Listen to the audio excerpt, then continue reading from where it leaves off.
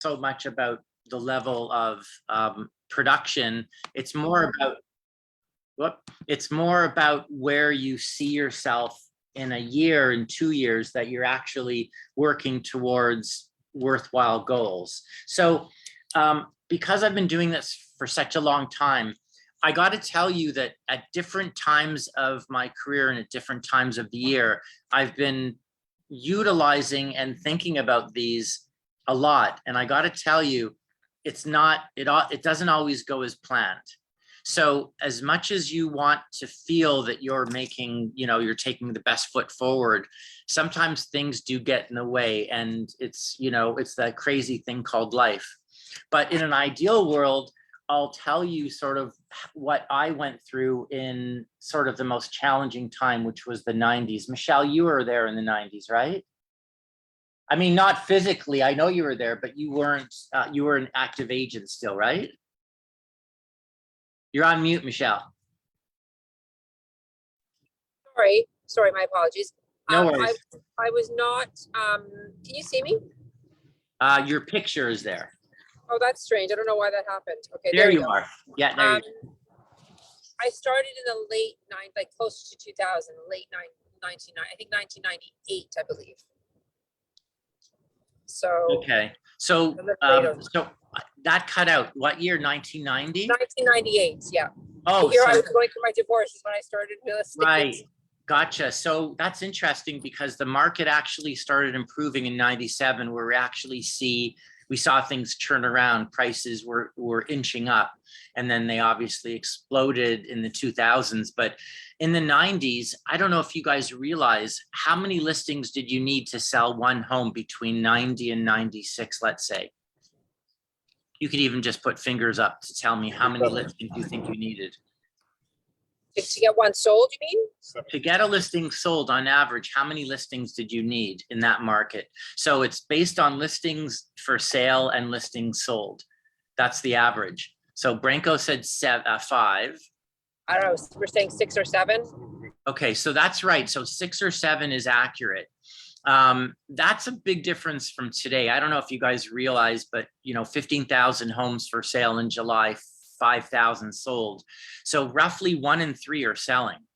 I mean, it's not like, first quarter of 2022 where 1 in 1 homes were selling. In fact, two listings were selling for every one that got listed. It was that crazy. So I just want to start off by saying, before I go through these points, that you may have accepted the fact that the market has changed, but the fact that you've accepted the change means that your subconscious is telling you that it's not your fault, which is great. We all need a good, juicy rationalization to get through the day. But I can tell you that it's not true that the market is bad. It might be a little bit different than what we're used to, but it's still a very strong market. So let me go through the points. At any point, I want you guys to stop me and say, hey, but, okay? I can tell you now that I'm really embarrassed because I can't believe how few people are actually on video. And I mean, I spend too much time dealing with this, and it's just, I personally think unless you're naked, it's kind of disrespectful. And even then I would be okay with it. So don't worry about it. Turn your cameras on, people. Thanks, Michelle. Yeah, I know how hard it is. You're a presenter. You've gone to a lot of trouble to put this together, and you want to see people's faces. Right. So and I want to I want people to interact and be involved. Right. Sorry, Wayne, because so thanks, Ivan. What? Sorry, Wayne, this is Phoebe. I don't know why every time I use my iPad, I cannot put my camera on. So sorry about that. So use your desktop or your laptop. I'm not with me right now, so sorry. No problem. I'm using the iPad right now. I have okay, Phoebe, you got to pass. Okay. You got 20 people on, 20 participants, 28 participants. Okay, no problem. Okay, so I'm going to go forward. If you guys put your videos on and I notice, I'll do a big shout out to you. So, do it. So number one, point number one. So every point is going to start off the secrets of the top of the 10% in a changing market. number one is goals. They do their goal sheets. So mental goals are not goals. They are merely wishes. So written goals are mental goals with a destination in mind. Written goals must have a plan or a business plan, if you will. So one sec. You know what's so funny? I was reading my Secrets of the 10% from February of 2021. But actually that one would still reply today. Now we are here. Okay. August 30th, 2022. So Secrets of the 10%. In any market, so the secrets of the 10% in a changing market, the market conditions can be very good, very bad, or just a normal market, but it should never matter. Why? Your goal should be your guide. You just have to adjust your numbers. So for example, in a great market, 2 listings or 3 listings are needed to sell a home. In a slower market, 4 or 5 listings are needed. So that means if you keep doing the same things, you're not gonna, your level of production is not going to reach your goals if your goals were even similar or close to 2021, if your goals for 2022. And have you guys been noticing that quite a few agents have been actually crushing it in this market? Have you guys noticed that? And I think the reason is that they're really just focusing on motivated sellers and motivated buyers. And that's one of the biggest things, is that you have to learn to say no. If you're trying to convince people that the market is good 90% of the time, and 10% you have their motivation intact, that's a problem. You can't convert people who are completely fixed on the notion that the market's bad, prices have come down. It's just not the overall picture. So the next point I wrote down is the secrets of the 10% in a changing market is that buyers are suddenly okay. I mean, this first quarter, if a buyer called me, I would show them my listing, but I certainly wouldn't take them on as a client unless I felt that they were very motivated and they didn't care about the market conditions, because their situation in life is more important than money. They need to buy a bigger home. They need to buy a bigger, smaller home. They need to move into a retirement home. These are the people that we look for. So I think the key here is that not only are buyers suddenly okay, but we have to learn to be a lot more diligent with who we decide to work with.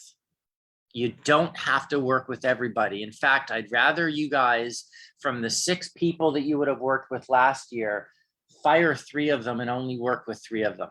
Does that make sense?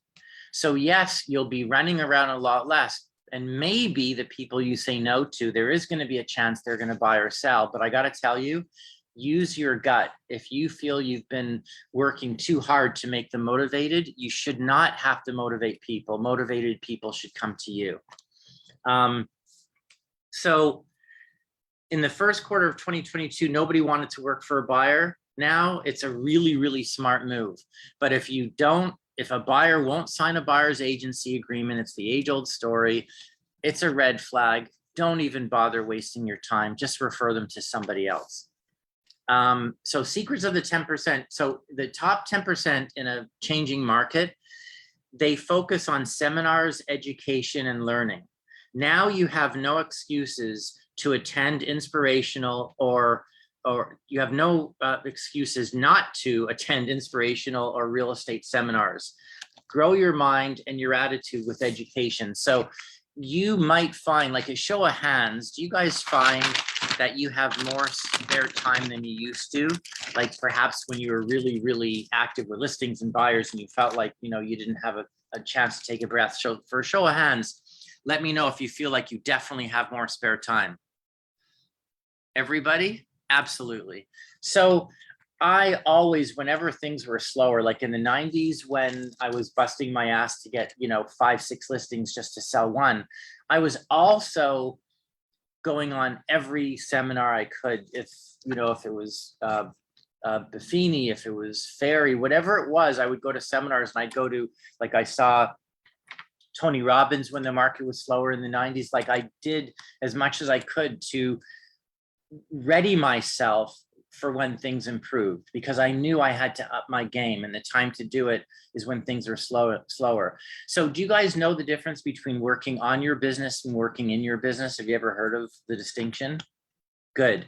So we know that working on our business is doing all the things that actually, it's like the CEO of our business. We're implementing new marketing strategies. We're changing our business. We're really analyzing it and seeing what's working, not working, and we're making changes. Working in your business is just the day-to-day stuff that you do to produce and sell homes.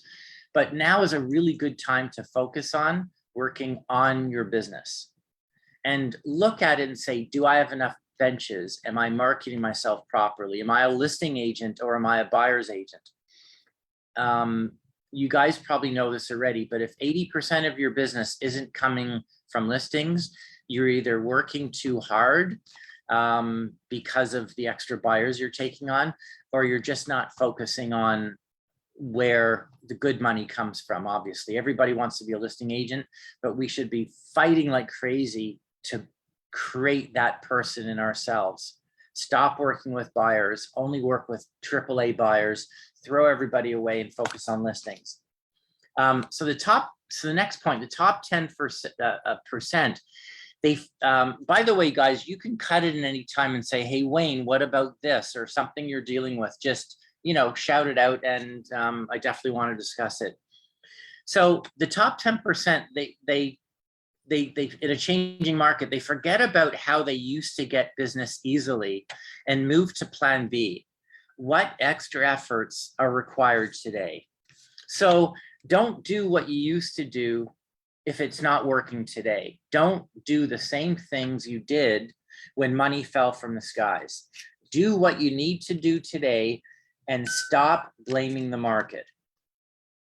Okay, so if that means that your production is down from last year, it just means that you haven't acknowledged that you actually do need to see that there is a 1 in 3 reality, that 1 in 3 listings are selling. That means you have to get, on average, 3 listings for every sale.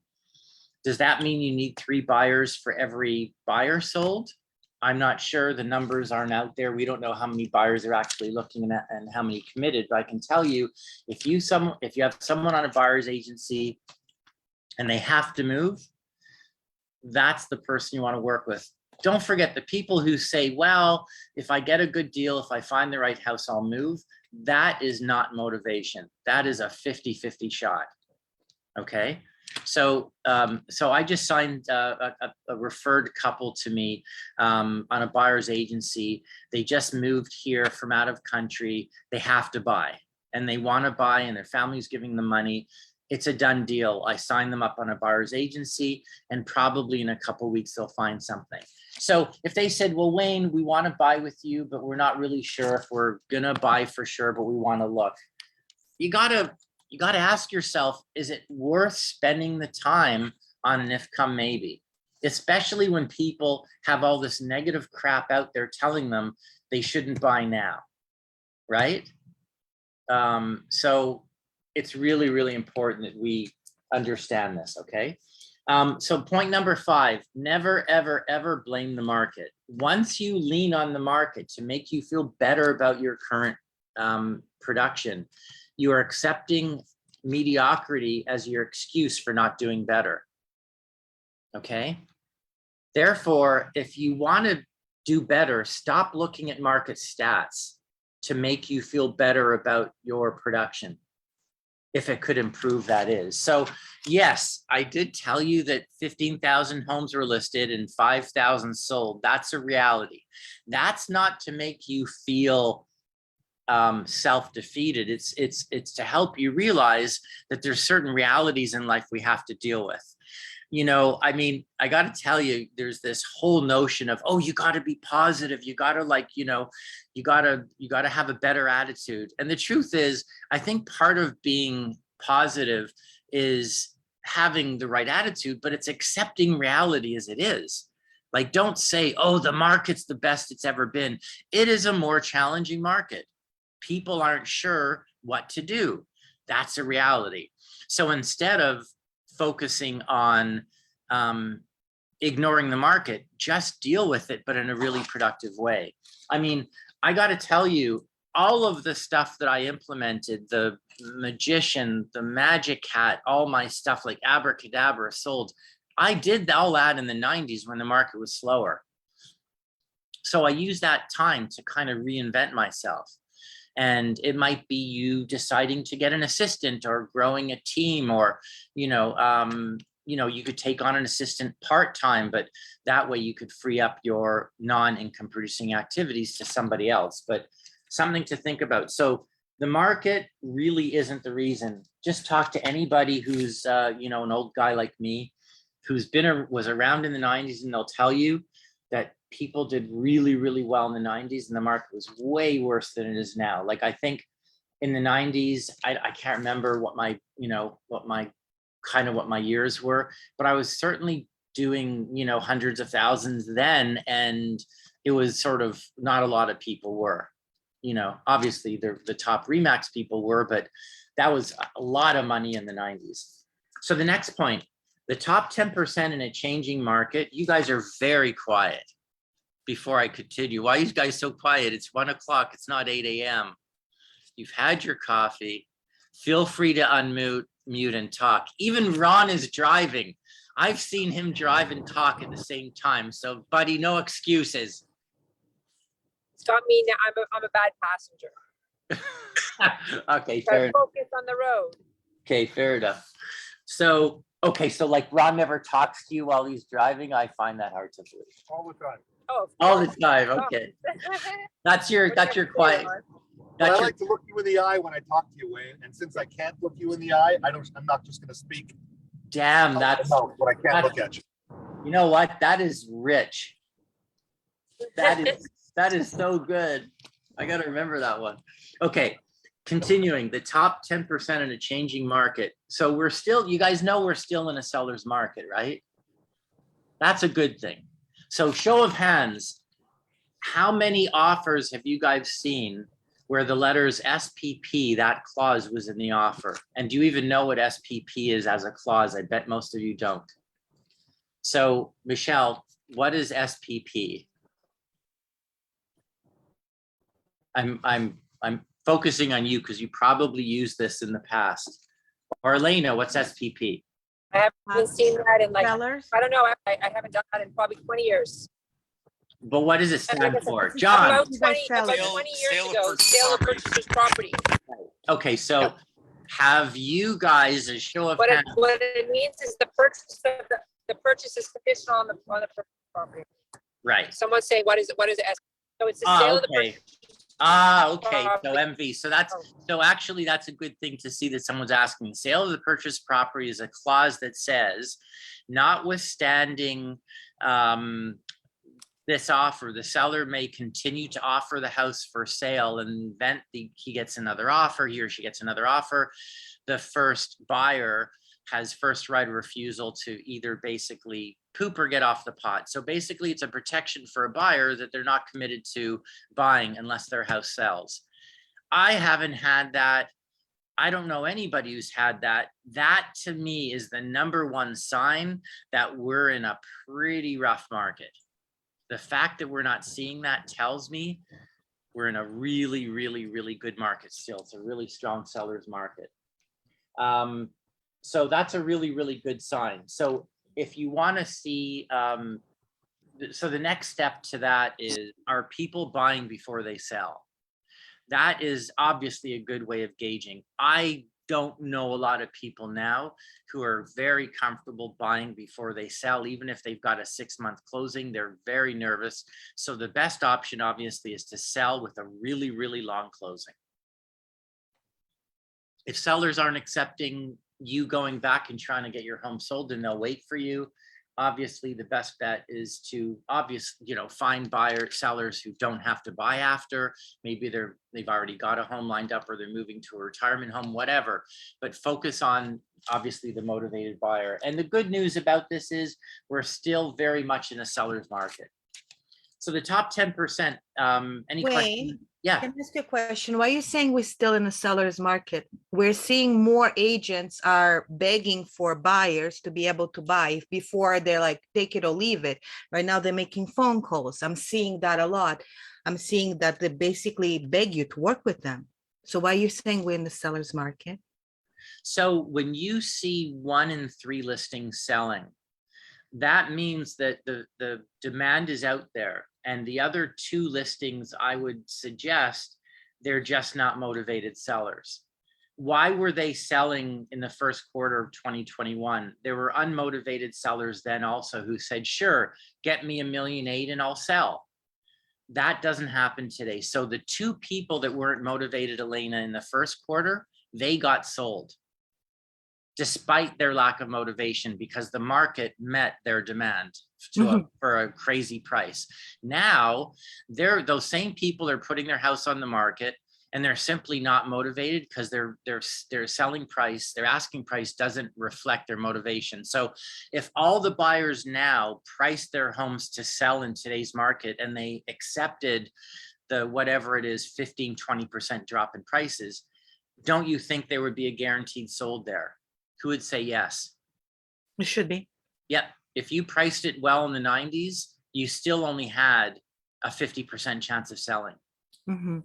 There just wasn't the confidence out there. People were scared to death. So it's definitely a seller's market. I believe sellers do have the upper hand for sure. We're seeing sellers. How many listings do you see terminate and expire on a daily basis? Many. Right? And that's proof that sellers aren't desperate. Sellers have equity in their homes. So if they don't get their price, they simply just get out of the game. Or they lease it out. Yeah, you're right. They lease it out. Exactly, right? So that tells me it's still a seller's market because there aren't, in my opinion, people who have to sell. And by the way, in the 90s, I would say Ron and Michelle, tell me if this is about right, 1 in 3 to almost like 40% of the listings that came out of the 90s were power of sales. Yeah. Yeah. I was going to say about 40%, exactly. 45%. And in some areas of the city where people bid off more than they could chew, you were upwards of 50. Right. That's in the 90s. That's a buyer's market. How many power of sales do we see? Very few. Why? Because people still have equity in their homes. So motivation can come elsewhere. Motivation today, and it's our job to help people see the opportunities today, because if things do rebound and people get used to the interest rates and we see huge immigration to Canada and we see that it's still a seller's market, if things do rebound, that it becomes a multiple offer kind of environment again in a big way, I think people will feel like, geez, we could have bought that house for $1.6 million, and now we may have to pay $1.8 million because we missed the boat. So sellers feel they missed the boat. Our job is to tell buyers that they shouldn't miss the boat because now it's a really good opportunity. You have time to think about it. The words due diligence actually come into play now. We can get home inspections done. We can get financing, all the things that we need to do. Hey, sellers accept conditions. That's a great time to buy. Good luck in the first quarter with a condition. Sorry, Wayne. Yeah. Sorry, I'm still confused. I thought the seller's market would have been more the beginning of this year, and we're seeing more of a balanced market, not buyer's market, but balanced market where it's, you're looking at a sales to listing ratio of below 1-to-1, or not 1.05 or not it's getting below that 1. That would be, an indicative of more of a seller's market. That's why I guess I'm a bit confused on that. For sure. So the reason, John, that I see that this is still a strong seller's market is because if it's priced in most people's opinion where it should be, it has about a 90% chance of selling. The average days on the market in July was 16 days. So what I'm saying, John, is that you're right. There are more listings. There's 3 times more listings available than there are properties sold. But I'm saying, and I believe that only 1 out of 3 listings are actually priced to sell. If I see a listing asking $1.8 million, it's worth $1.5 million. In my opinion, I don't care what the stats say, it's not even on the market. In the 90s, John, the reason it was a buyer's market, because if a house sold in June for 600,000 and you priced it at 580 in July, you still only had about a 20% chance in selling. In other words, prices were dropping so quickly, even when you thought you were pricing it low enough to sell, it wasn't low enough. You were still constantly doing consistent price reductions. You don't see a ton of price reductions today. That's the sign of a buyer's market, where you think you're pricing it fairly. But still today, I'm seeing, like, I just saw a house that was asking $1.8 million. They dropped it to $1.6 million. It sold in 3 days. So the demand is there, and that's the difference between a buyer's and a seller's market. The demand is still very, very strong. It's just the demand today is just exercising more due diligence than they used to. They're a lot more cautious. They're not just buying properties firm without conditions because they're in a competition with 20 people. They're really walking away from deals if the seller won't play ball. Okay. Gotcha. Thanks, my friend. Yeah, my pleasure. But to me, it really does, because I was there, it feels to me like a seller's market, maybe because I experienced such a rough market that, to me, you know, it's kind of like, you know, if you have a sliver compared to a bullet wound, it feels pretty good.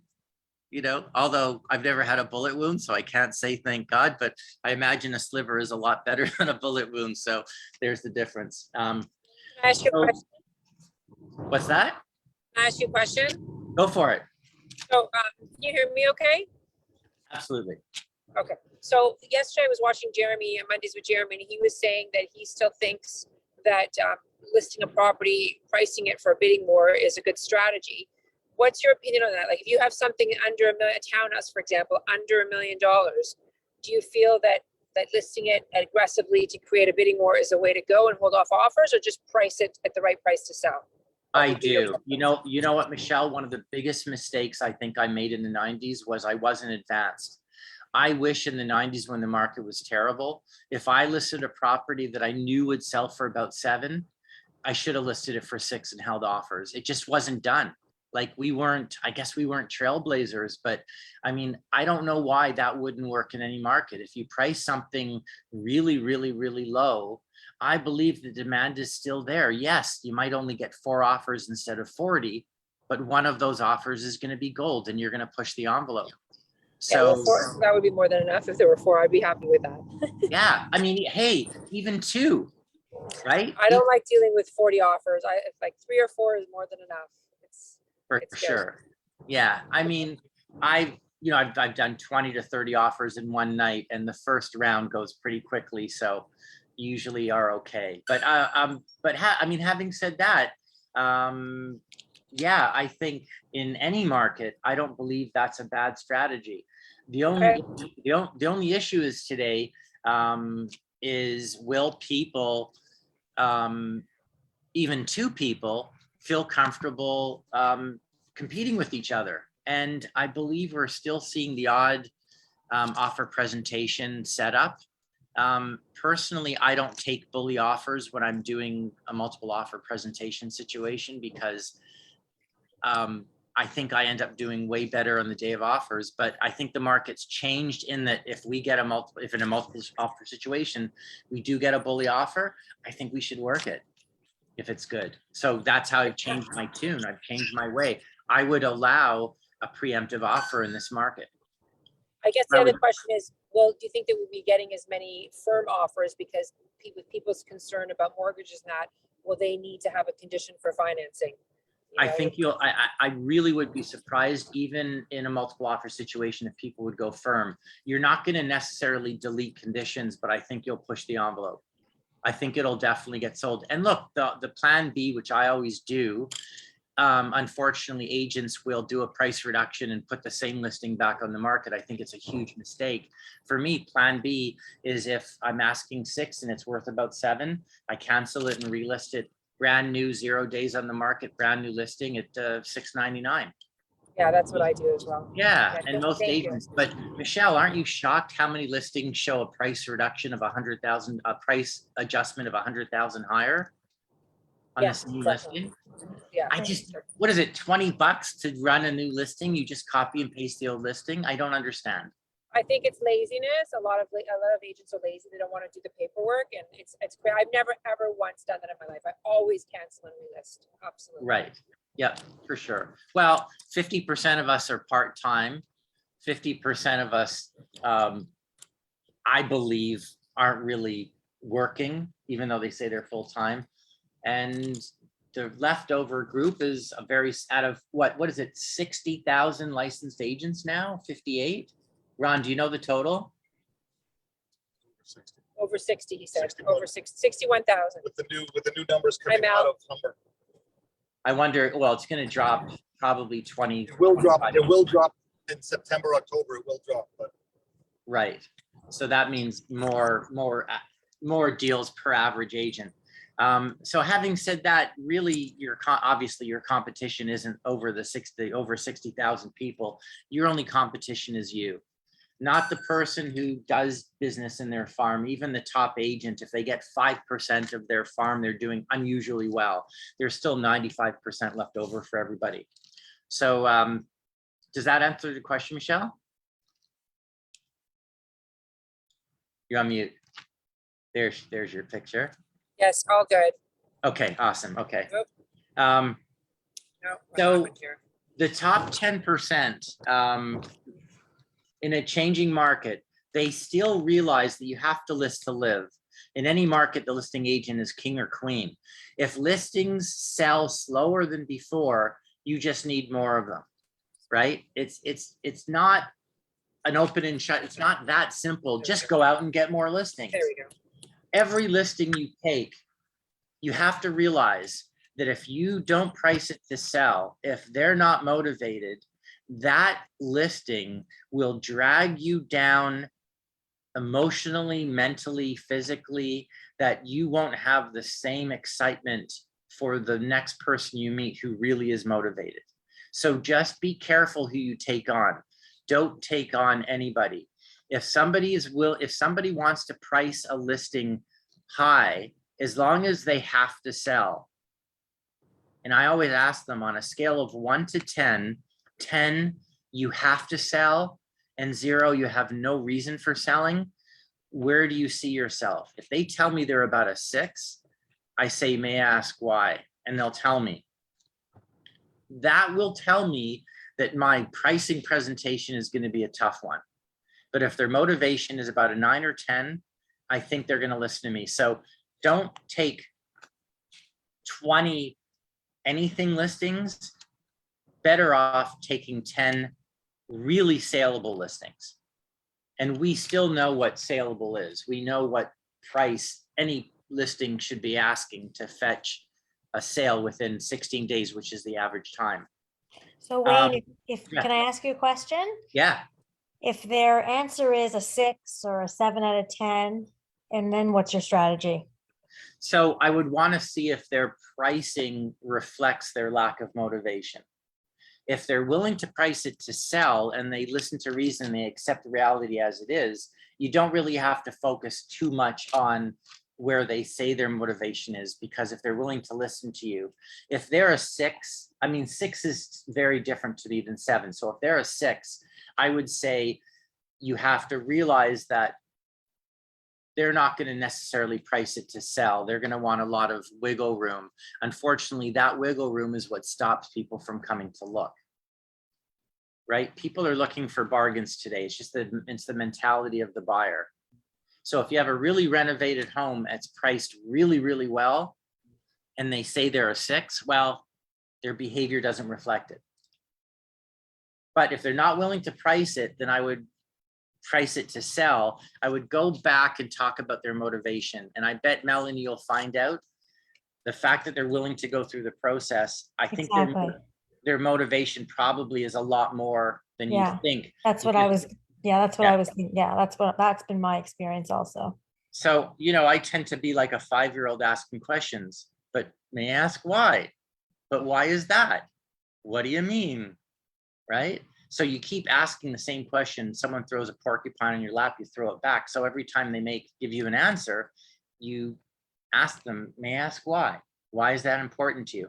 And then you'll realize I'm sort of jumping ahead, but when you separate life from the equation, I find it's a lot easier to go back and deal with price because you've focused on why they want to do what they want to do. If you're just focusing on price, you're missing the whole point of why they're moving.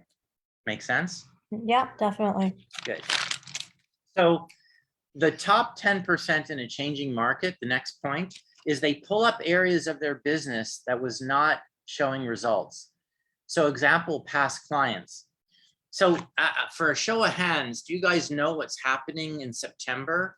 What event is happening that only happens 2 times a year? John, you're on mute. The fall home show, Wayne. Absolutely. How many of you have ordered home show tickets to give to past clients for the fall home show? Hands up. Not yet, but thanks for the reminder. Scott, John, you got to get them quick. They just so you know, they printed a very limited number of printed tickets. If you don't order printed tickets now, which I prefer to email, it's nice to send an envelope with a letter and 2 tickets. You won't get them printed. So order them now. It's at the end of the month. I think it's like the September 19th to the 30th or something like that. Elaine, I'll get you in a sec. So definitely order the tickets. So that's where you'll do something in your business because you obviously have time and because you want to take on new marketing tools. If you're not ordering home show tickets for your past clients, I don't care if you have 10 or 500, you're missing out on the cheapest form of marketing. They think you paid $10 a ticket. You only paid 20 cents if they don't go. Got it? So I can tell you out of 500 clients, past clients, so I'm sending out 1,000 tickets, 2 per client. I end up every year, it ends up costing me about $1,000. It's a no-brainer, correct? So that's another thing. So Wayne, where do you order those? Where do you order them from? I think the company's called HomeSpec. Did you get an email about the home show tickets? No. Okay, so what I'll do, Michelle, send me a text and I'll forward. Vadim just put in chat there, Wayne. Yeah, the team just put something in. Vadim, you're awesome. Okay, so there it is, Microspec. That's what I meant to say. Just click on Vadim's link and you can order tickets. And I'm sure Vadim's already ordered tickets. And Vadim's camera isn't on, so I could only assume that he's 90% naked. So that's okay, no problem. Nothing I'm not used to. So he gets a pass. So obviously you should all be ordering tickets and give a pair to every one of your clients or leads that you're working with. So not just people that oh, Lena, sorry, I'll go back to your second. What? Somebody's cutting out but trying to talk. Anybody? Anyhow, so that's not just people that you've done business with, it's people you're working with. If you're showing buyers to a couple people or whoever, if you're trying to get a listing from somebody, send them home show tickets. I think it'll blow them away because they're not clients, they're just customers. So it's a great thing. Next point, the top 10% in changing market, look to where the money is going. So if you're geo farming, which pockets of your farm are doing well right now? Surprisingly, expensive pockets are not feeling the pain of the market as much as the lower price ranges. That can be your new focus. Go to where the money is. So do you guys notice that, I could be completely wrong, but it's almost like $3-4 million homes and plus. It's not really affected by what's going on in the market. I know, Michelle, you're selling more expensive homes. Do you find that people talking about the market is less of an issue because mortgages and stuff like that don't really come into play? People are buying for cash, etc. Or people are still, maybe they're opportunists. Like which do you think it is? No, I find they're still talking about it. It doesn't matter what price range, they're still talking about it. Not that it affects them the same way, but they're still talking about it. Right.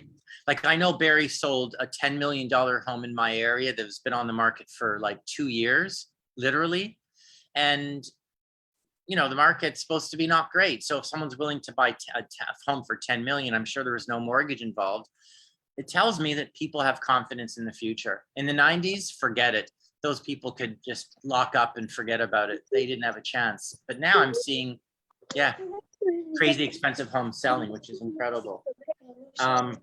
So somebody talking? If you're talking and your mic is on, Want to buy. Anush, I think your Anush might be on. Somebody's mic is on and I just don't know who it is. I'm trying to figure it out. Anyhow, okay, so we're all good. Any questions before I go forward? Okay, so next point, the top 10% in a changing market, they do not wait a long time to make necessary changes. So there's an expression that successful people make decisions quickly and they never change their decision, right? So on the same note, I believe that top producers, they don't wait a long time to make a necessary change. So for instance, I changed the quantity and the number of hits in my farm area to take advantage of the market. I'm sending more hits to the areas of my market that are obviously turning over and doing a lot better. Other pockets are getting lots of listings, but the listings aren't selling. Okay, so that's a very important point. You have to make sure to make necessary changes in your market to fit where the market is and where it's going. So if something you used to do every day in a hot market is no longer working, make changes immediately after identifying those activities.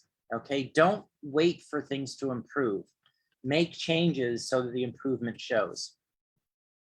Next point, the top 10% in a changing market, they push extra hard for referrals. Now more than ever, I don't care who you're working with.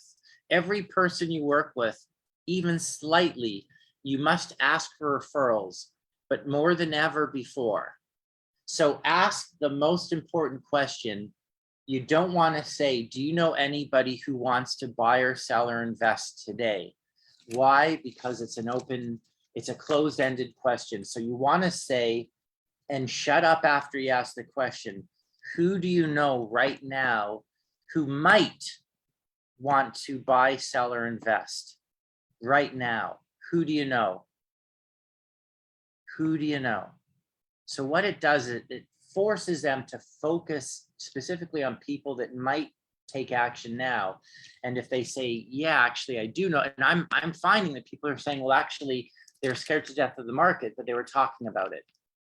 Would it be okay if you gave me their name and phone number and I gave them a shout just to help them with any challenges they might be facing with the market today, et cetera, et cetera. But that's a really important point, to push extra hard with everybody. Even if you're showing homes to somebody, you showed your listing to one buyer who will never buy that home, you don't want to work with them. Who do you know who would be interested in buying, selling, or investing right now? Next point, the top 10% in a changing market, they know that most agents slow down their marketing game, but the top 10% actually expand in slower times. They don't cut back, they grow. I don't know about you guys, but every day I get, so in Creative Outdoor Advertising, the company that does benches, I'm set up on an automatic email that whenever a bench comes available, I get an email. Is anyone else on this Zoom that is getting emails about benches that have come available? Michelle, you're getting it? I'm getting 2 a day. Michelle, how about you? Sorry, there we go. I took myself off mute. I'm getting, I think, about 1 every couple days. Okay, but last year, were you getting any? No, none. Okay, so what does that tell us? It tells us that a lot of agents that got benches have canceled their benches because they don't want to spend the money. So where else are these agents not spending their money? Are people getting fewer flyers? Then that means that they should get more flyers from you because they're getting one less flyer. It should come from you. It's a hard time to invest. It's a scary time because you may not have the production. But I can tell you that I personally believe that this is kind of going to be a short-lived scenario. I don't believe we're going into a recession. I don't see huge unemployment. I don't see power of sales. I see agents that are nervous. Fine, that's good for us. But I think the people that are on the fence, they'll jump right back in 6 months' time when things turn around. And if I'm wrong, I want you to tell me, boy, were you wrong, Wayne. You had it so wrong. 3 years after being in a recessionary market, you can kick me in the butt. Just a prediction. Don't hold me to it. Next point. That point is really, really, really important that you obviously pick up the slack where other people are lacking.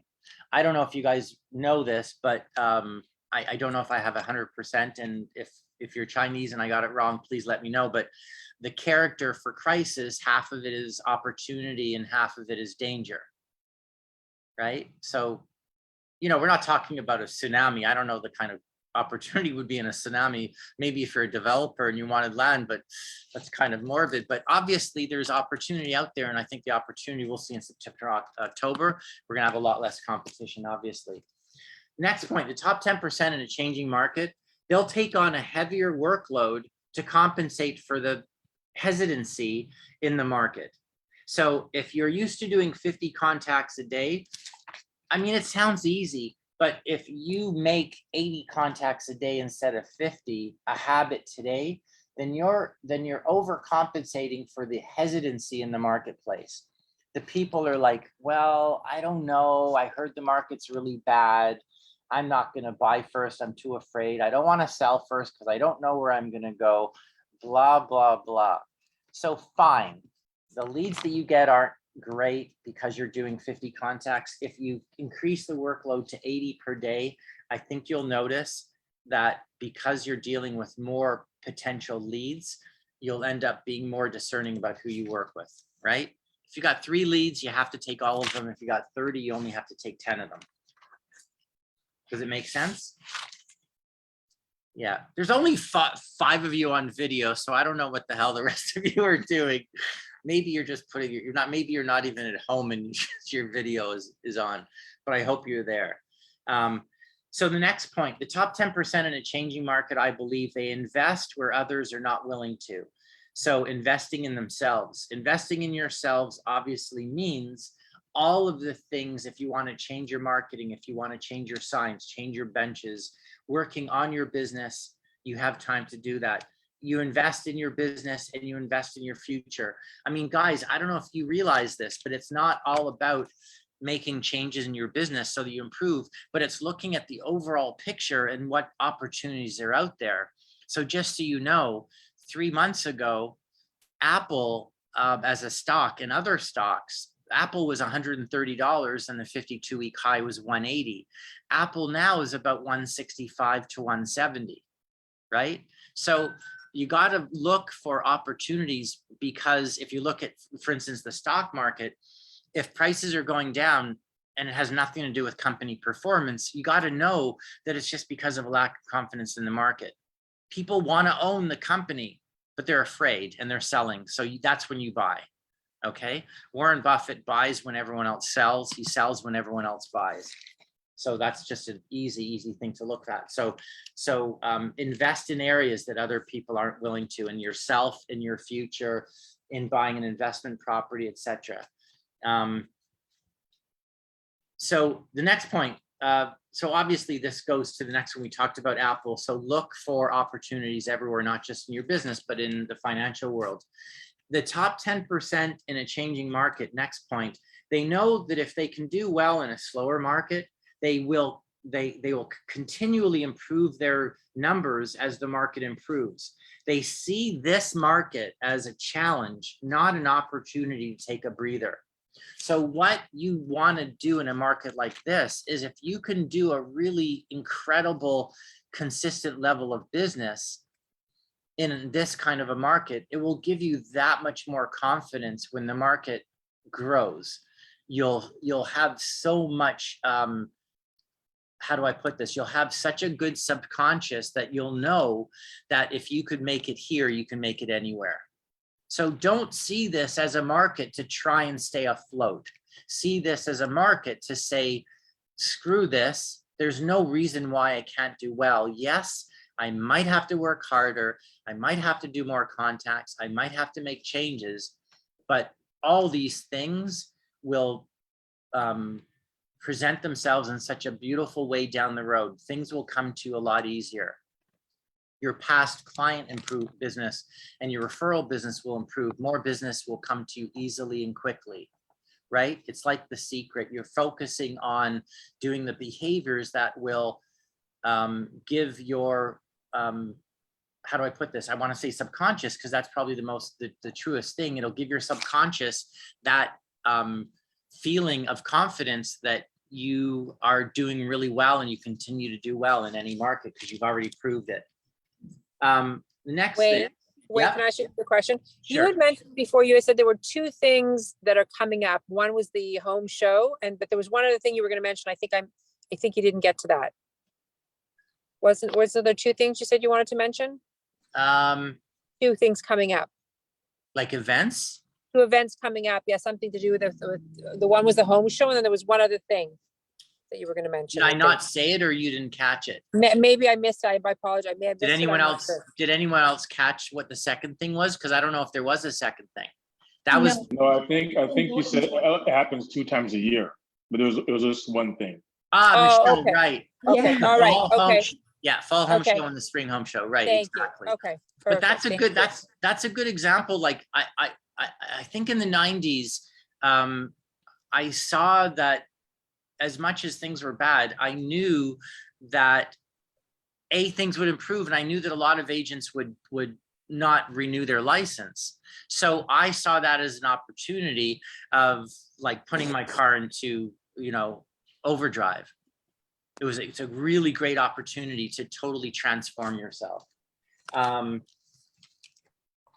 Any questions so far? So, Wayne? yeah. Yeah.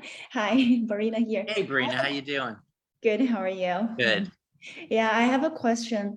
Because I used to get, Paul Zammit. Of course, yeah. Yeah, he's from Thornhill, right? Very Yeah. famous. And I believe from starting from July, I don't see his flyer anymore. He used to send out every flyer every week. Yeah. So I went to school with Paul. We're both drummers. Like we know each other pretty well. We both work in Oh, wow. Thornhill. But I can tell you that when you see Paul's flyer, which actually is still going out there because my dad lives in the condos at Young and Clark, and I see his flyer, including mine, in the recycle bin. His flyer is blank on the other side. He never has any homes on his flyers, which makes no sense to me. right. Okay. So nothing on the back. I think he just he wants to get familiar with everybody. He's a Nothing on the big- back. It's so Right. simple. Just keep sending 4 times a month. Right. But I don't see it anymore. Interesting. So you think he's scaled back? Right. Absolutely. I don't see it. And not a single one. So he stopped. What area are you talking about? It's Thornhill.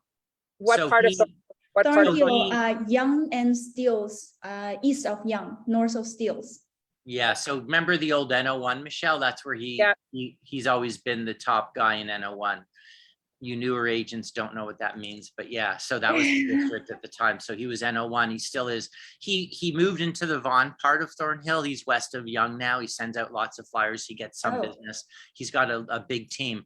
But I think his output in production probably didn't really meet his the number of flyers he was sending out. Like it probably didn't pay, so maybe he scaled back. It's possible, I don't know.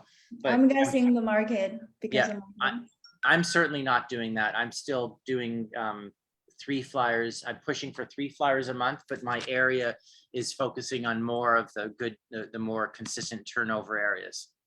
Okay. All right, thank you. So next point. Any questions so far? We move on. No hands up. Elena, did I answer your question when you put your hand up? Good, excellent, good. So next point, in a changing market, the top 10%, they use the extra spare time to add new elements to their lives that make them grow in many ways, not just in business, but in real estate. And I can tell you that one thing that I did in the 90s that I've maintained is I started running. Not away from people chasing me, thank God, but running for exercise. So I've implemented, so I go running 2 to 3 times a week. I would say more safely 2 times a week, but I also do like a weight workout and a core workout. I can tell you that my overall attitude, my ability to handle stress, my overall outlook is really, really good in the morning. Vadim can account for this as well because he does it regularly, but I started taking cold showers, not for the whole time, but for maybe 5 minutes. It's brutal, but holy crap, is it good for you. It's just an amazing experience. Try it for 2 weeks. A little thing, you know, I'm a sugar guy. I love candy and bubble gum and crap. That's my go-to. So I totally cut it out for 2 weeks. I didn't cut out sugar, I cut out extra sugar, and I'm at the 2-week point, and it's so bizarre. But after about a week or so, I didn't have the cravings as much. So it's a really good opportunity to kind of say, okay, do I want to read more? Like I've been reading like crazy. Oh, guys, I recommend a book. I got to get it for you and I want to show it to you. So this book should be in Alex's book club if it hasn't already. Don't be upset that Oprah wrote part of the book because that's not a bad thing. But I got to tell you, I'm a psych major originally, but I'm a big proponent of psychology, and I'm very big on the whole new area of psychology, dealing with magic mushrooms, dealing with PTSD and depression, and et cetera, et cetera. So here's the book you guys have to read. So I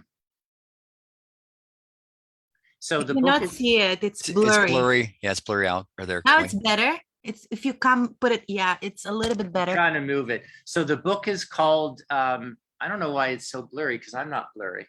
Maybe if I put it in front of my face. Yeah. Further, a little bit further.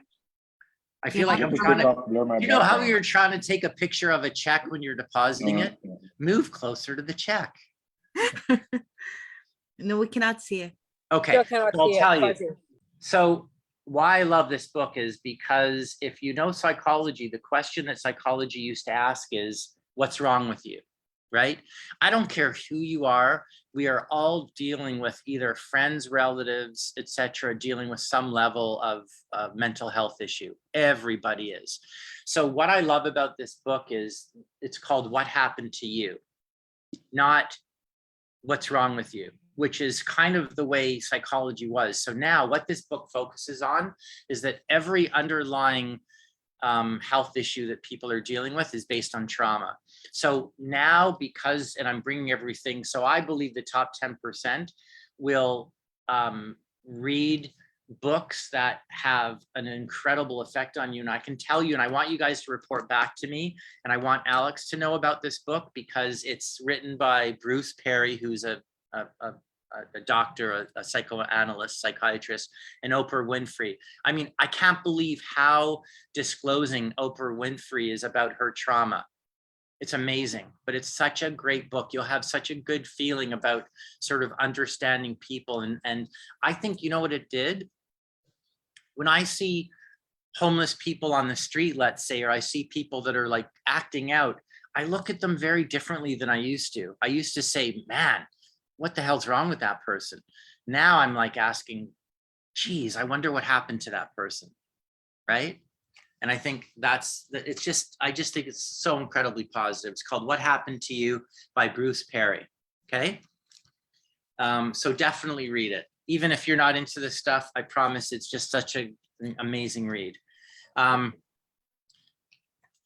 So that's one other thing that you can, so we talked about exercising, improving your life now. And this, by the way, whether we believe it or not, whether we accept it or not, the things we do outside of our business, everything affects our business, our relationships, our exercise, what we read, what we eat, everything we do. So I constantly try when things are slower and I'm not getting as many calls to come list me or come talk to me about listing my home, and that's just a reality, I'm being productive. And I mean, what can I say? Mental health is health, right? So really important. It might be off on a bit of a tangent, but hopefully you'll agree that it's important. Oh, Nancy Lou put the title and the Brina did. Thanks, Brina. Appreciate it. You- Have you read it, Brina? No, okay, not yet. Definitely. Wayne, you can get it. You can get. I just ordered it on Amazon for $14. What? I paid like $35 for a hardcover. Maybe it's in soft cover now. It's such a good book. I'm happy to have it in hardcover. Somebody said, oh, okay. My pleasure. Who? Melanie, my pleasure. Okay, so continuing. If I don't see a question or something on chat and it actually scrolls down that I miss it, just shoot out, okay? Who wrote the book? Culture. It's on sale on Indigo chapters now. Oh, how much? $22.50. Okay. Whatever you pay, I don't care what you pay. It's worth every penny. Trust me. Okay. Any other questions or comments before I go forward? I have a little comment about the book. Are you Sure. using the book to deal with the people when they get on your nerves? So you try to be able to understand them? Is Right. that it?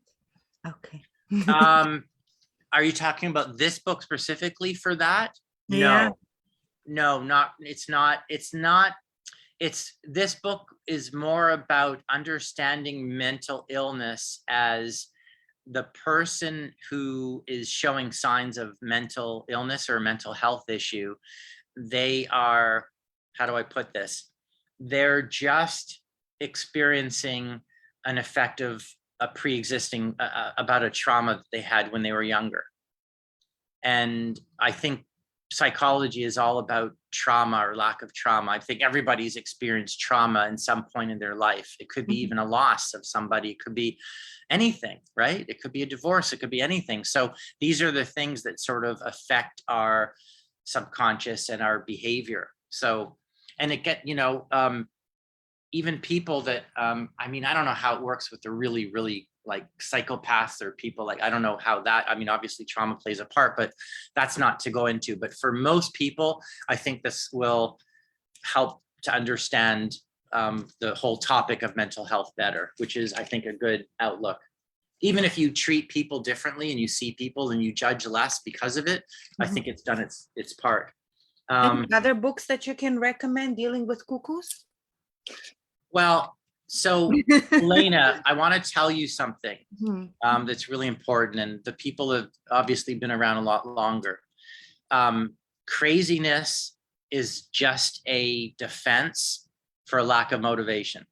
Mhm. Does that make sense, Jay? Does that make sense? So a lot of people seem kind of nutty and crazy and not really, they're dealing with, you ask a question and their answer is not, you say to them, you want to buy a house, and they say, yeah, I love soup. If they're not playing the game the way it's supposed to be played, it's just because of a lack of motivation. So there used to be an expression, Jay, you've heard this, buyers are liars and vendors are worse.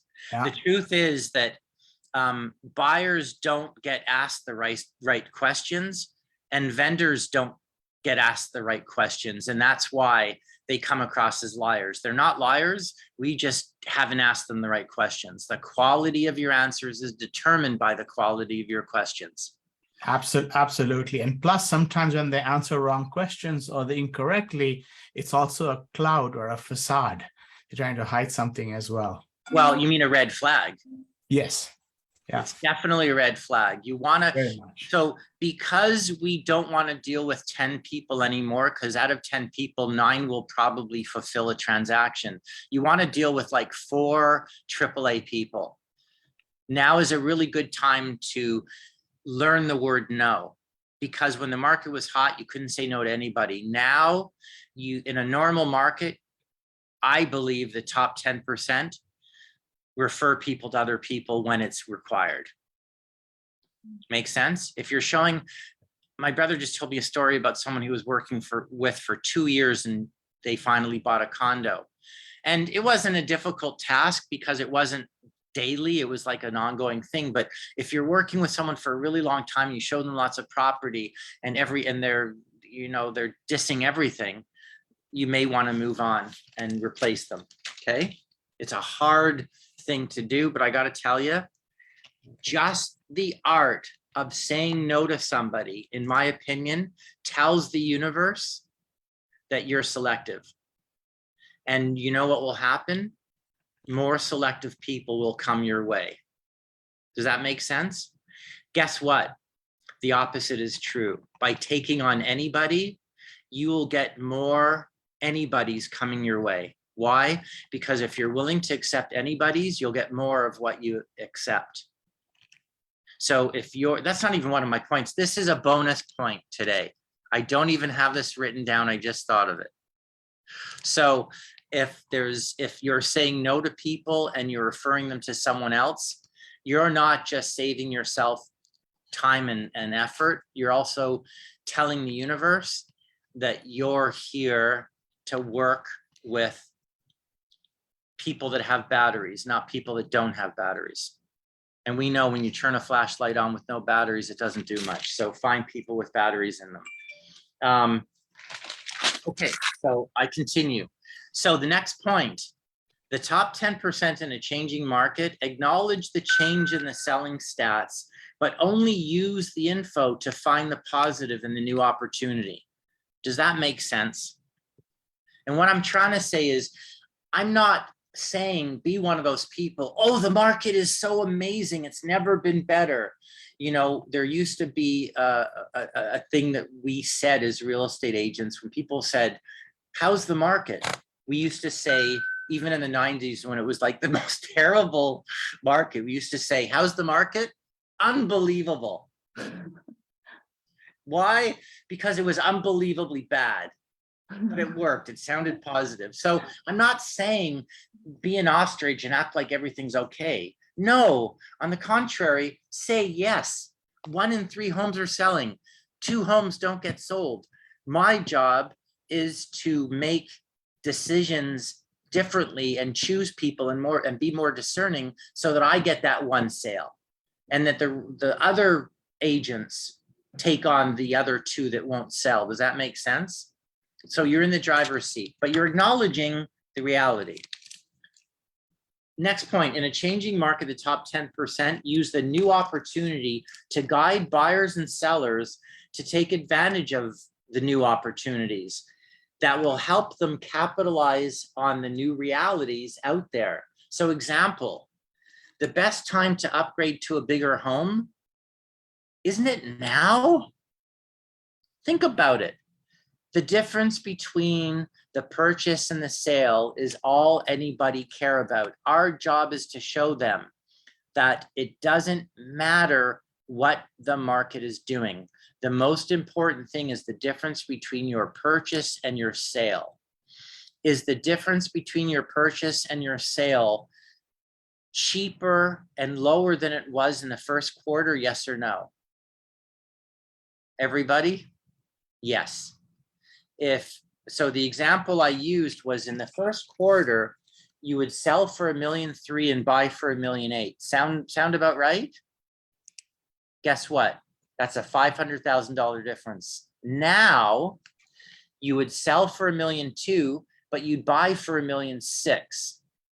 Guys, does that make sense? Are these numbers accurate? Everybody? I've got 1 person nodding their head. Miles a little bit. John's not sure. John's flying a plane, it looks like now. He looks like a pilot, so he's too busy. So yeah, so the difference now to buy a bigger home is only $400,000. Our job, and it's not really just being positive, it's saying The opportunity now is that we should be focusing on the difference between the purchase and the sale. Everybody is saving somewhere to the tune of $100,000 by buying up now. That's 100,000 is nothing to sneeze at. That's pretty damn good. So if you're worried about the interest rate going up, it doesn't really matter. You've saved 100,000 in the purchase. It's 6 of one, half dozen of the other, right? You buy something cheaper, quality goes down. Interest rates go up, prices go down. 6 of one, half dozen of the other. So that's what we have to focus on I believe that the best of the best do that constantly. They're getting otherwise people who are uncertain. They educated them a little bit using real hard facts to show them that this is the reality. So tell me now, Mr. Seller, is now not a great time for you to buy a bigger home? Or is it better for you to wait for prices to go up again? So when people say to you, yeah, prices are down, you know what your response should be to them is, you're really lucky that this happened.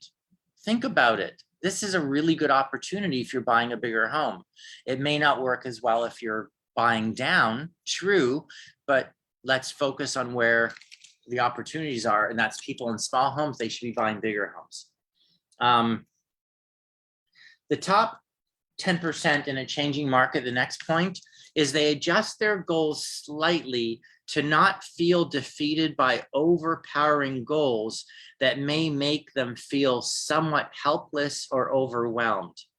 If the market drops 40%, talking about volume, which is actually true, and your business drops only 10%, you should feel great about your efforts, not defeated. Okay? That's really important. So it's not about not acknowledging that the market has changed. It's acknowledging it, but saying the market's dropped 40%. My business has only dropped 10%. Wow, that's fantastic. So it's about focusing. And what happens in psychology is there's something called learned helplessness. And what that means, this truest definition is where you generally perceive a painful experience as inescapable. So a lot of agents, I want you to know, because I was there in the 90s, there's this feeling of inescapable, that the pain that is perceived in the market is inescapable. But the truth is, instead of feeling helpless, the top 10% have feelings of power and skill to meet the challenges facing them. Right? They don't feel this feeling of learned helplessness. They don't feel that the situation is inescapable. They actually feel that there's opportunities out there to grow. Even though their market is down 10%, let's say, I believe they're still doing unbelievably well. Okay? And that's important. So never feel that the perceived painful experience that you are noticing is inescapable, because we all know it's not true. Have coffee with people that are crushing it, and you'll see that it's more of a choice than a reality. If the market is doing poorly, I believe you choose to put less effort in to getting to that place to meet your goals, because you do have to step it up. And that's what this whole thing is all about, to compensate for any downsides. Wayne, Next point. Yep. yes, right. Can you just review that again? I wrote down they adjust their goals to feel great about their efforts, not defeated. Right. Can you just go over that? So say someone's goal was 50 ends this year and the market's adjusted like 35%, whatever. Well, can you give it a visual for us, please? Just again on that. I just want to grasp that again. Thanks. So John, so what you're doing is you're comparing your level of production today to what the market is doing. So the volume is down 40%. So that means that 40% fewer homes are selling from this time last year, correct? Right. I think that's about right. Does everyone agree that the volume in the GTA is down about 40% from last year? Right? At least that. Right, but you know, July prices were 13% higher than July of 2021, right? And Correct. that's mostly because of the big 20% jump in the first quarter. So we've dropped that 20%, but still ahead. So what I'm saying, John, is that if your business is down 10% and the market is actually down 40%, you should give yourself a pat on the back, not feel bad that you're not necessarily reaching your goals. Right. Not saying what am I doing wrong? Right. Gotcha. Exactly. Okay. Right. Thanks, man. You should be saying what happened to you. Gotcha. Right. So the top 10% in a changing market, I believe the basic thing is they never, ever give up. Some years are better than others. Some agents had their best year so far in 2022. How is that possible? It's not luck, but just consistent lead generation to match their goals. I don't know if you've ever heard me say this before, but our business, as far as I'm concerned, is only 2 words. This is the whole basis of our business. It's 2 words. If you don't have this, I don't care who you are. If you don't have a good system of these 2 words, and Miles, don't say it because you know what it is. I'm looking at you. Don't say it. What are the 2 words that are the whole foundation, the whole basis of our business? Elena, you're on Follow mute. up? Is that follow up? Not follow up. No, That's 'cause I'm important. not good at that. Everybody's terrible at follow up, but that's a good thing to talk about. John? Mindset. No, you got to have that. But the 2 words that are Prospect. prospecting, that's actually the closest answer to it. But Database, what, Michelle? database? Database absolutely is part of it. But then again, you can have a database of 1,000 people and getting no referrals. So I would say lead generation. who said that? Me. Yvonne, did you ever hear me say that, or you just thought of it? Oh, I just thought of it. Wow. So the answer, everybody, is lead generation. I don't care who you are. The 2 words that is the foundation of every business is lead generation. If you're taking on crappy prospects in your business, it's simply because your lead generation efforts aren't working. I can tell you my lead generation efforts right now aren't where I want them to be, and my business is showing that. So the foundation of every business, if you talk to somebody who's rocking and rolling, I can tell you that they've got 30 hot leads they're dealing with as opposed to my 3, right?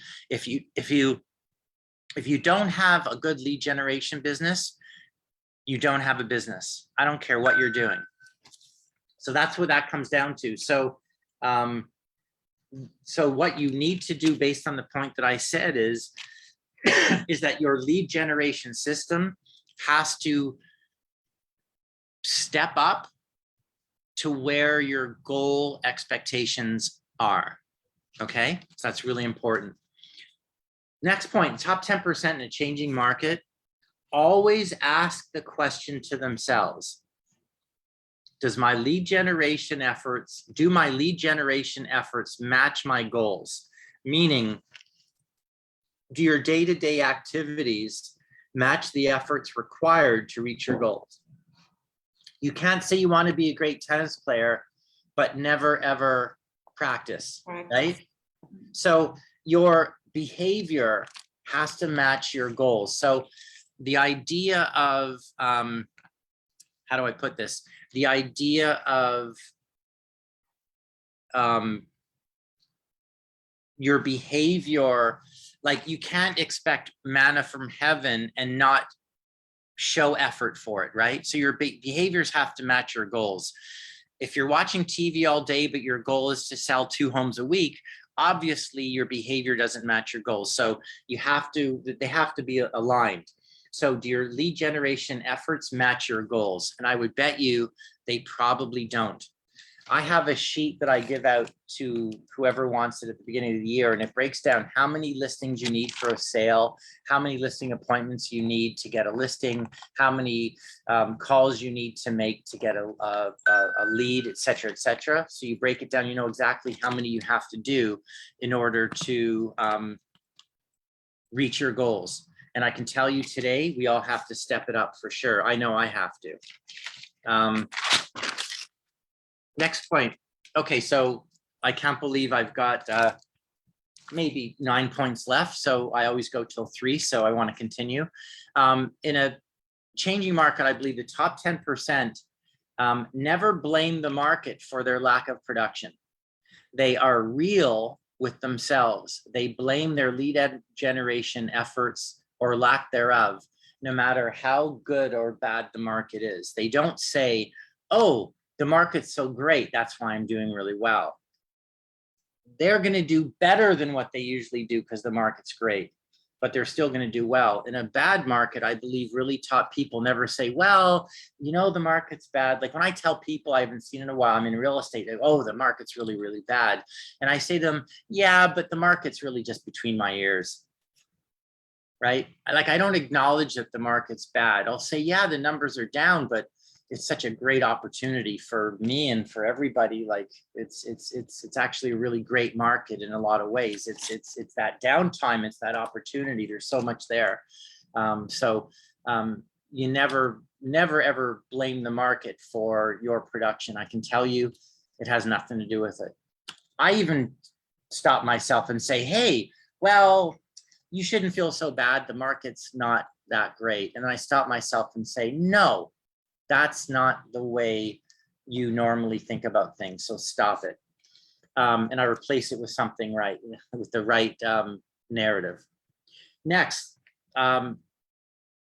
lead generation efforts. So I believe they're the top 10% in a changing market.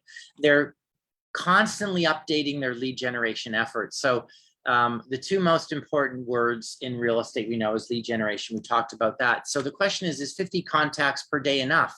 That kind of was like my mantra for telling people who are prospecting, door knocking on the phone, whatever, 50 contacts a day. And I believe that if the results are not where you want them to be, you have to modify it. You don't keep repeating the same ineffective activities and expecting different results.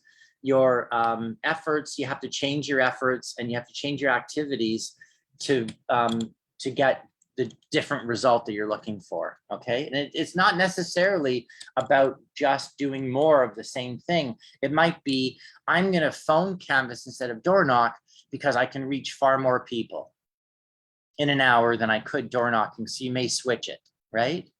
So these are the kinds of things you want to think about and work on. Wayne. Yeah. Sorry, my friend. I was going to mention something that I've just finally put in place that, Sure. And then tracking it as well. Like your daily tracking, like you can have those numbers, but then, if you see a blank page on your goal sheet, oops. Yeah. So that's another thing I'm working on as well, because I can have those goals, but if I don't report them down every day, then I might be thinking I'm doing great for my lead generation, but no, I'm way off. Right.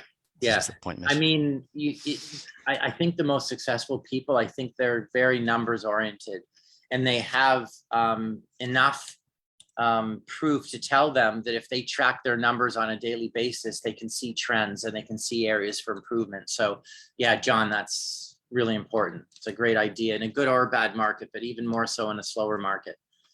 But don't forget, a bad market doesn't it doesn't mean it's a bad market. It's just a slower market in terms of volume. But if you look at prices, overall prices have actually gone up. So isn't that supposed to be a really good market when prices go up? Like, aren't we 13% higher than July of last year? So overall prices are kind of still ahead of last year's prices, maybe not by a lot, but they're still ahead. So to me, I don't really understand the talk about a slower market. I guess if you're focusing on simply production, yeah, volume is down 40%. So, there you go. But I guess if you're looking for something negative to talk about, you'll always find it. Next point, I believe in a changing market.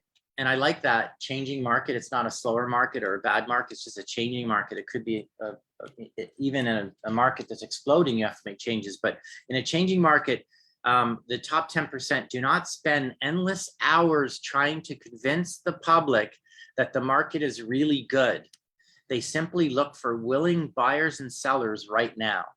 Okay, so don't flog a dead horse, right? If people don't buy into opportunities that exist, you cannot necessarily convert them, and you shouldn't kill yourself trying. And I mean taking them on as clients, and during that process, you're constantly trying to convince them how great the market is and how great there has to be an element of willingness on your buyers and sellers' part. Deal with them, say no to the others. Okay, in a hot market, you don't have to do that. But today, I think if you want to really actually do deals, I think you have to be much more discerning about who you work with. Really important. So simply look for buyers and sellers that have a need to do so today. And that need, you know, that the acronym for why a home sell, is like why people sell or buy, is TRUE. Have you guys heard this before?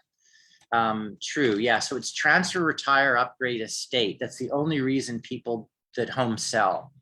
So if they're buying a smaller home, or they're selling their home to move into a retirement home, let's say, they're upgrading their situation. So transfer, retire, upgrade, estate. People have to fall into that category. If they don't, then you have to question their motivation. If they don't know why they're moving, then you shouldn't deal with them. You have to know specifically. So continuing that, talking about willing buyers. So we know that 15,000+ homes were for sale, 4,900 sold, 16 days on the market, and we're up from 2021, July of 2021, prices were up 13.4%. So 1 in 3 are selling. So in the 90s, only about 1 in 7 homes were selling. So this is clearly not a bad market at all. I don't think anyone needs to prove that to all of us. And it, you know, it might be slower in numbers. I think it's kind of like a pretty normal kind of market. You know, it's a market where, yes, people can put conditions on deals and home inspectors are working again. It's kind of like due diligence is not a bad thing. If people say no to a home and they should have said yes and they walk away, we should support them. Try and help them through the psychology. If they're basing their decision on fear, you can help them. But if they're walking away because they had the home inspection was terrible, we got to support them. If we can't get a Levian price from the seller, then you just go and sell them something else. But it's kind of nice to have that due diligence. Next point, in a changing market, the top 10%, they never forget the fact that people usually move for life improvement and growth reasons, not for financial reasons alone. So if people tell you that the price of their house went down 200,000, we should change our focus. So they may want to relocate for employment, simply need a bigger home. Remember the acronym TRUE, which we talked about. So we have to focus on why people want to move, not the money. So I would say to people, we understand that prices have come down everywhere. So what you lose, you gain on a purchase. But let me ask you, why do you want to move now? Forgetting about money entirely. Why is it important that you make the move now? If you take money out of the picture, you'll find out the real motivation or the real lack of motivation. And the conversation will sound like this. Well, actually, my youngest is finishing school at the end of June, and we want to be in a bigger house in the summer because we just want more space, etc. Why is that important? Why is that important? You keep asking, may I ask, why is that important? You keep asking the question. You'll find out that the motivation is actually much higher than they're claiming. They don't even realize it. If they just talk about, well, I heard prices went down 200,000, so I'm not moving. It doesn't make sense. Wherever they're going, unless it's Cheektowaga or something, the price has gone down 200,000 as well also, okay? So that's really, really important to focus on that. So the main point there is take finances out of the equation and talk about why they really want to make a move. Any questions so far? We're trucking along really well. Anybody? No, we're all good. So the question I have before I continue, the question I have for everybody is, obviously everybody's numbers are down because 15,000 sales, when it used to be, you know, I think somewhere in the area of 50,000 sales or whatever, or maybe it was 35,000 sales or whatever. If the production has come down like that, so obviously our production has come down as well. So my question to you guys is, do you believe that the market is, your market, I don't want to say the market, but your market itself is not where it is because of your efforts, or because you truly believe the pocket you're working in is just so challenging that it's just hard to see through it? I just want to ask you, throw it out there and see what you think. Anybody? Or should we be really just saying, no, you're just rationalizing. My geo farm is doing well. Homes, I don't care about prices, by the way. I'm an agent. I only care about volume. I don't care if I sell a house for $1 million or $1.6 million, or if I do a rental. To me, it's just about doing deals in production, right? So that's what I'm focusing. I'm not focusing on the dollar value of a deal.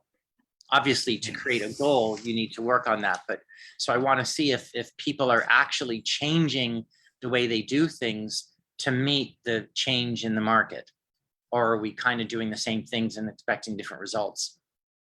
It's really, really important. I'm curious. So is Vadim still on? I just want to ask Vadim a question. I think he may have left. I don't think I see Vadim. Okay, so Vadim, you're there. Yeah, I'm here.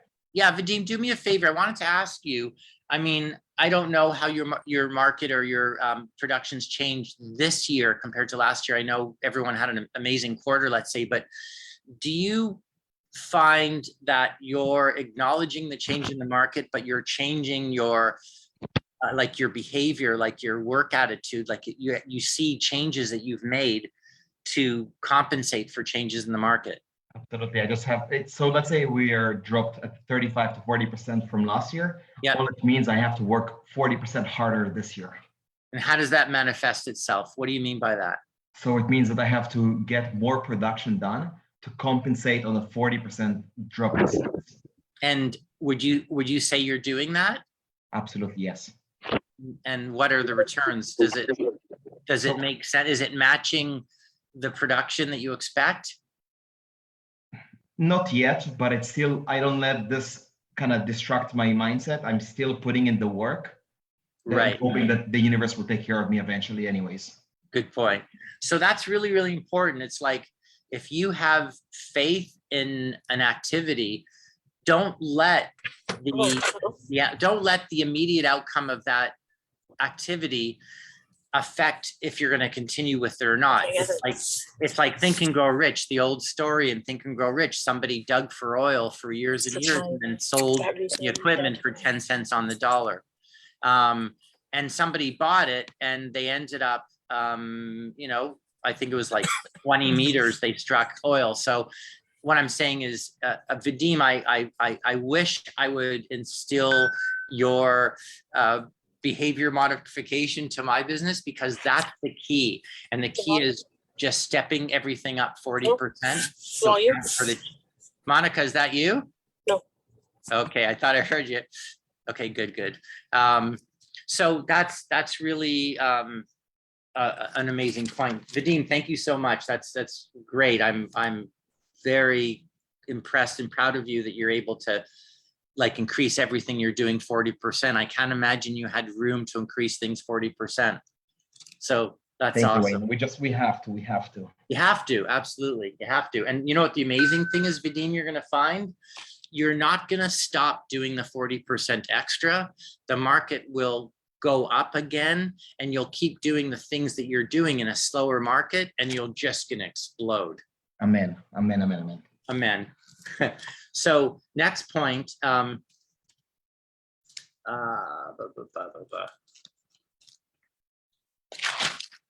Okay, so this is a really, really important point. I don't know if you're feeling stressed, if it's going to make sense to you, but I see real estate as a game. So I believe the top 10 in a changing market, they just try and have more fun. Never forget, this is how we earn a living. It's a means to an end. We should all do real estate the way we play sports. You play to win, but ultimately you play to have fun. If you're having fun and you're laughing with people and you're joking, I find when I'm self-deprecating with people and I'm kind of real and genuine and humble, I find people take to me so quickly and so easily. I build rapport really well because they see a human element in you. So you never want to stop figuring out ways to improve and grow, but at the same time, you don't take day-to-day events too seriously, right? And I think the best example, or the best sort of way I look at kind of this feeling of being successful and you're productive, is that you don't hang on to outcomes for a long time. You sell a home, great, nice sale, everybody's happy, done, move on to the next one. These people signed a mutual lease and they ghosted me and they don't want to sell and blah, blah, blah, done, mutually signed, move on to the next one, right? So the amount of time you take to get over normal crap that happens to everybody on a daily basis, the amount of time you hang on to that pain will determine and will tell the universe how much you want to be successful. I got to tell you, and I want you to try this, think about something that happened recently. And if you can completely deal with it quickly in your mind, let it go and move on, you won't believe how your overall behavior and attitude will change because you've allowed yourself to accept the reality of that pain and just move on and compartmentalize it somehow so that you accept it, you move on. You don't live with it on a daily basis. So that's really good. So the question is, how do you have fun when you're earning income? And this is, the income that's supposed to feed your family. How do you have fun? Well, I think the story is you've got to realize that at the end of the day, all we have ahead of us is a certain number of days anyhow. So if you're not enjoying every part of life, good or bad, and detaching yourself from bad outcomes, and you're immediately, obviously you want to learn from it and move on, but I think that's really important, is to have fun and not get attached to outcomes. If you've ever experienced this and you found that you were able to shut off that sort of that annoying situation, if you're able to deal with it and move it aside quickly, I think hopefully you'll tell me that things turned around very quickly because you expected them to turn around. So any questions before I continue to the next one? I just want to read everyone's Safi. Thank you. Think you go rich, 3 meters to gold. Absolutely. I think I'm up to date with all of the. Gordana, the other one was upgrade, transfer, retire, upgrade, estate. That was the U in true. So if people move to a bigger home, they're upgrading, or if they move to a smaller home, they're upgrading their situation. Okay, good. So obviously, the last point that I wrote down, and I always think about this stuff, but the last point I wrote down is just about understanding that I think the best of us realize we don't focus on what's wrong, we focus on what's an opportunity. And I really believe that you may have to look a little bit harder, but the opportunities are certainly out there. But I think the biggest thing that's important in this kind of market, and probably in any market, is that there's only so many hours in the day. So think about it. If your lead generation system is getting you sort of 10 decent leads in a given time period, but you only get 2 or 3 sales out of it, I think the most important thing right now is, I believe, is really learning how to say no and being discerning. You're being discerning about who you talk to, who you deal with, who you take on as a client. Be discerning about how you spend your day if you're not exercising. I mean, I think it does sound preachy, and I don't know. I mean, you know, there may be people who are dealing with lots of really heavy stuff and they're still producing, like, you know, incredibly well. So maybe it's not true that you need a lot of, you know, a good sort of a feeling of hope and faith and excitement about the future. You could have a lot of negative stuff going on and still doing well, but I think it's unlikely. And I don't know if you're terribly happy. Maybe you're just, deals are falling in your lap and you're taking advantage of them, but that's it. The most important thing is that idea of grabbing opportunities. And I think probably like, after talking to Vadim, and I believe what he's saying, I do know, and I do see that Vadim has definitely increased his production efforts by 40% because he accepts the change in the market. But what does 40% mean? If you're calling 50 people, I mean, 40% of 50 is 20. So does that mean he's doing 70 more contacts a day, or is it specific? So Vadim, back to you for a sec. Sorry to bother you, but I want to ask you, are you saying, okay, 40% of 50 contacts, I got to do 20% more, 20 more contacts a day instead of 50, I have to do 70 now? Like, have you really structured it that you're really seeing actual activities that you're doing? You're changing the numbers and exercising that? Okay, so Vadim's not there. Wayne, can I give you an example from Vadim? If I'm not sure if he's gone now, but Yeah, go ahead, please. despite, I love Vadim's inspiration, his posts every day, and despite the weather, he's in 17 days. Vadim and Etsy door knocked 3,500 homes. So that's an example of what he's doing, what they're doing. Wow. Yeah, just want to give kudos to him. Thank you, John. That's fantastic. Vadim, so I don't know if you were there, but I asked the question, do you see the actual numbers in your efforts have really, you bumped it up, and you really, every day you do things 40% more than you did before? Absolutely. Probably even more than 40%. We're probably what's your contact goal for the day? We have to speak to 100 people at the door. You see, and I always told people you should do 50, so you're doing twice as many. So I mean, that's 100% increase, even though the market's down. So imagine if you get used to doing 100 contacts, doing 50 contacts in a hot market, it'll be like a birthday present. It'll be like a joke. The thing is, Wayne, when it was busy, there was no time to do what we're doing right now. Right now, it's the best time to build the foundation. Instead of rushing and trying to build the roof of the home, we're now actually building the foundation.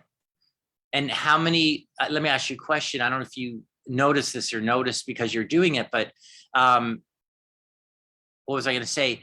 Have you noticed other people, even through flyers, which I believe is a marketing effort, have you noticed that other people have stopped or really lowered their contact efforts? Absolutely. So right now there is maybe 3 to 4 realtors, including yourself, farming that my farm, the same like the L4J, L6A, versus in February and January, I remember seeing 20 at least every month. Wow. So, I mean, and these people may never come back. I can tell you from experience, a lot of them don't come back. 100% they will not come back. Wow. So because they sold the listing and they were like, just sold, just sold, but they were not consistent. They thought just one postcard will do it. Right. Wow. That's incredible. That, I mean, I think personally, as far as I'm concerned, we have to really look at this kind of market as kind of a great thing.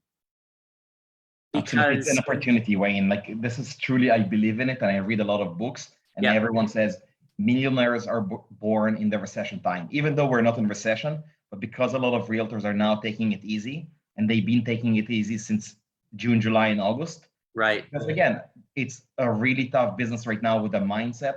Keep yourself thinking about positivity. But the way Eti and I look at it is, let's put in the work right now. Doesn't matter what the numbers are. It doesn't matter if we're not where we want to be, but let's continue putting in the work to achieve the higher results in the future. right. Because in 2021, obviously you worked like a complete bum. So now you got to go back to work and really do what matters. I'm joking. What I'm saying is Vadim, you know, you're always sort of this picture of that incredibly consistent, like you're like the best example of an employee that I can see out there, right? So for you to say you're increasing your efforts, you guys got to know that in 2021, Vadim's efforts were so much higher than everyone else's, that to say he's taken it up a notch, I think is an incredible thing. So if, you know, I'm just trying to do the things that Vadim did last year to feel that I'm above board. So the fact that he's increasing his efforts is an amazing thing. Wayne, if I can just say huge thanks to my mentors, including Ron, yourself, Jeremy, and there are so many other mentors, including Jordan. It's all about surrounding yourself with the right people. And this is one thing that I truly believe in. Anyone who says the market is bad, I just ignore their comments and I just remove them from my kind of circle of people that I'm surrounding. Right. I only surround people that are truly believing that doing the work will take care of the rest. And it doesn't matter how the market is. We just got to do what we have to do. 100%. Yeah. I mean, that's the bottom line. You got to do what you got to do. And, but Vadim, what you said is so true. You've acknowledged the change in the market and you're changing your behaviors to step it up. I don't know how many hours you have in the day, but did God give you 28 or 30 hours in a day? Because I don't know. It's pretty impressive, Vadim. No, Wayne, I think we all have the same amount of hours. No, I believe you have. I believe you have 28. That's true. I do wake up earlier than most realtors so that I can just kind of get my day going before majority of people wake up. What time do you get up in the morning? Now I've been lazy, about 5:30. 5:30 is the lazy time. When was the not lazy time? In the winter, it's way easier to wake up because you go to sleep, it's dark. You wake up, it's dark, so it's easier. So I haven't gone to bed before midnight since grade 2. So having said that, when do you go to bed typically? 11 o'clock. Okay, so that's not too early, but you used to wake up at like 4:30. Yeah, like ideally that will be the best time.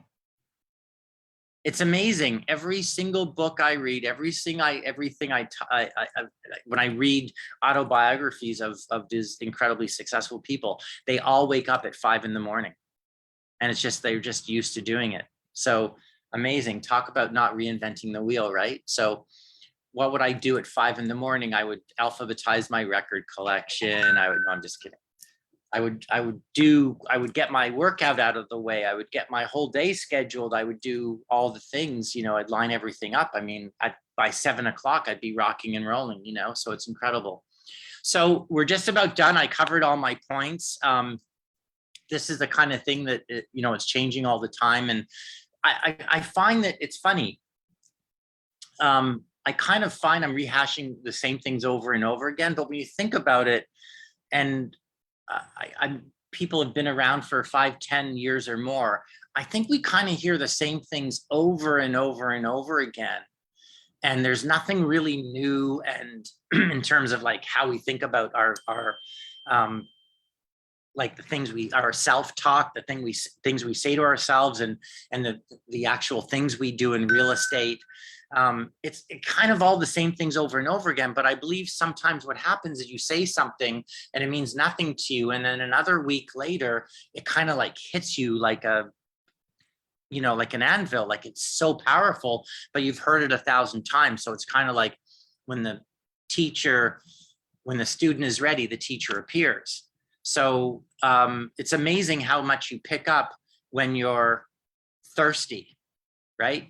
A lot of people go to seminars and they hear great things and they do nothing with it. And then other people, they're like a sponge. They're not only writing everything down, but they're implementing everything quickly and they're overwhelmed, but at least they're trying. So I think I can say probably that one thing about, people like Vadim, and like when I started in real estate for sure. And as I was growing, I was like a sponge for anything that gave me a sort of a feeling of, wow, I never thought of it that way, or I didn't think of it like that. It's just that little thing that changes your mindset, that you change your behavior, and it goes from mindset to behavior to results, right? Your behavior isn't going to match the results you want if your mindset isn't there. So yeah, it's incredibly true when you hear people that are so locked in. It's you got to ask your question, if them, why not me? I mean, Vadim will tell you, and I can tell you that skill has nothing to do with the results you're getting. Yes, I may go on less listing appointments to get a listing, but if you go on twice as many appointments, you may still get more listings than I would. So that's where your goals matches your behavior. You have to work to where you want to go and understand what needs to be brought forward. And obviously, I think if you haven't noticed it already, that the opportunities are really great. I mean, I got to say, in as great as things were in the first quarter, if you weren't a strong listing agent, I felt bad for buyers agents. I mean, God forbid I worked with a buyer in the first quarter of this year, really. I would refer them off to somebody else. 20 offers, 10 offers, and the listing agent is the only one who wins no matter what. I want to be a listing agent. Call me crazy.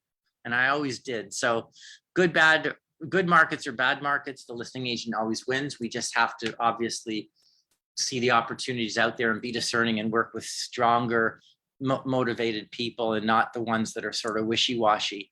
They're the ones we have to say no to, even though we said yes to them in the first quarter. We said yes to them last year because the market was better. So any questions before we wrap up, or any comments? John. Wayne, I just want to thank you so much. And I'm going to type. Yeah, it's been amazing. I'm going to type all these points out. That's my goal as well. And be reviewing them every day, just going, okay, almost like my affirmations, but visually I'm going to have these typed out. So thanks again, my friend. I really appreciate it. My pleasure, all the time. No, I absolutely love doing it. And it's funny. I feel like I say things sort of in each seminar and each session, kind of, they're the same things that are repeated, but I think what happens is I get on a point that's really important that I've used before, but then I add to it or I change it, or, I mean, obviously my talk is different than it was last year than in the first quarter. And I think all this stuff reflects it. So thanks for being a part of it, guys. And please do me a favor, out of respect, please have your videos on if you're able to in the future, because I feel, it's kind of like you're playing to an audience and you're a guitarist and everyone's back is facing you. It kind of feels the same way. And being a drummer, if people didn't face me when I was playing with my band, it would feel pretty crappy. So thank you for putting your video on if you did. And if you couldn't because of your own personal reasons, you're forgiven. So no worries. Thank you, Wayne. Thank you very much. Thank you, Wayne. My pleasure. Thanks, guys. Have a great rest of your day. See you, everyone. Ciao. Bye-bye. Vadim, see you later. Speak to you guys. Ciao.